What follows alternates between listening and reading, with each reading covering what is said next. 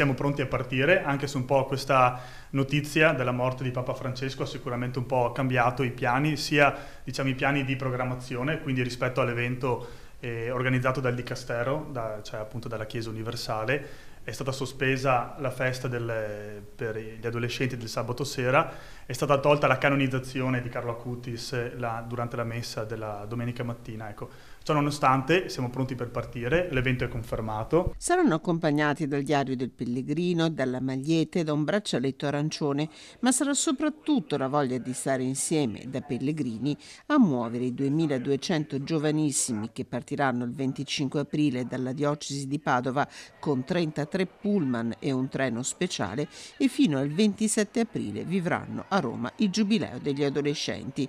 Una sorpresa questo numero anche per gli organizzatori. Già il fatto che tutti questi ragazzi si siano iscritti per noi è stata una sorpresa e già questo penso sia un messaggio di speranza o anche potremmo dire una ricerca così di speranza di qualcosa di nuovo da parte dei ragazzi stessi e delle famiglie che hanno scelto di iscrivere i propri figli a questa proposta qui, quindi sicuramente già questo. Ecco, poi appunto il tema del giubileo non l'abbiamo scelto noi, l'ha scelto il Papa, che appunto spesso non confundite, quindi la speranza non delude, non confonde e sul quale crediamo veramente di poterci entrare. Un grazie a chi sarà con i ragazzi, 450 gli accompagnatori, sacerdoti, religiosi e religiose e tanti giovani che hanno deciso di mettere a disposizione il loro tempo come fratelli maggiori.